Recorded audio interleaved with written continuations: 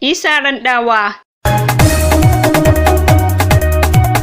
Hasken walƙiya ya kashe yara 10 yayin wasan ƙwallo. Tsawar kwarankwatsa, hasken walƙiya da ambaliyar ruwan sama lokacin damina sun dade suna haifar da asarar rayuka da dukiyoyi lokacin damina. Irin waɗannan matsaloli sun fi tsanani a ƙasashen da yake yankin nahiyar Afirka ta gabas. 'Yan sanda a gabashin ƙasar Uganda sun sanar da cewa hasken walƙiya ya hallaka yara 10 yayin da suke wasan ƙwallo ana ruwan sama. Rundunar 'yan sanda a gabashin ƙasar Uganda ta sanar da cewa hasken walƙiya ya hallaka yara 10 yayin da jama'a ke fakewa bayan an saki wata babbar tsawa sakamakon barkewar ruwan sama a lokacin da suke wasan ƙwallon kafa. Josephine Angusia, kakakin rundunar 'yan sanda a birnin Arua da ke arewa maso yamma da babban birnin Kampala, ta shaida wa kamfanin dillancin labarai na DPA cewa yaran waɗanda shekarunsu ba su wuce 11 zuwa 16 ba sun mutu yayin da suke fake a wani kango.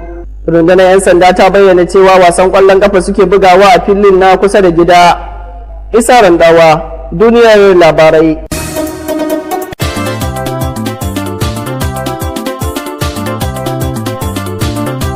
Waye liyafa kairar su ne dai shahararrun kungiyar nan da suka kware kuma suka goge wajen koyawa mata ado da kuma cancara kwalliya. Waye liyafa kairar a wannan karan ma sun sake zo muku da sabon salon koya muku kek samfuri kwalliya, daurin dan kwali, haka kuma akwai bangaren amare da kuma yan mata masu shirin yin aure. Waye liyafa kairar suka ce sun yi muku tanadin girke-girke na musamman da za a koya muku masu kamshin saka ɗanɗano mai gamsarwa, gyaran jiki da kuma wasu manyan darussan rayuwa. Sai ku yi hanzari ku yi amfani da wannan dama ku yi rijista da waye liyafa kairar a cikin lokaci don shiga cikin jerin ɗaliban da za su amshi wannan ilimi kala-kala don amfanin rayuwa. Waye liyafa kairat a ƙarƙashin jagorancin Hajiya Umma. Ga kuma adireshin su kamar haka: suna nan a unguwar Zarya ta 1 bayan gidan Ma'azu mai madara a Marhaɗi, jamhuriyar Nijar, ko kuma kai tsaye a kira lambobin wayar su kamar haka: 74103810 ko kuma 94621066.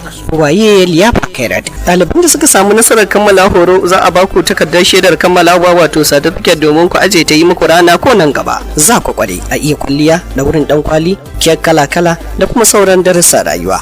Waye liyafa kairat, kwalliya adam mata ce. Kada a manta, za a fara rajista ne a ranar 1 ga watan 9 shekarar 2020. Allah ya bada iko, amin.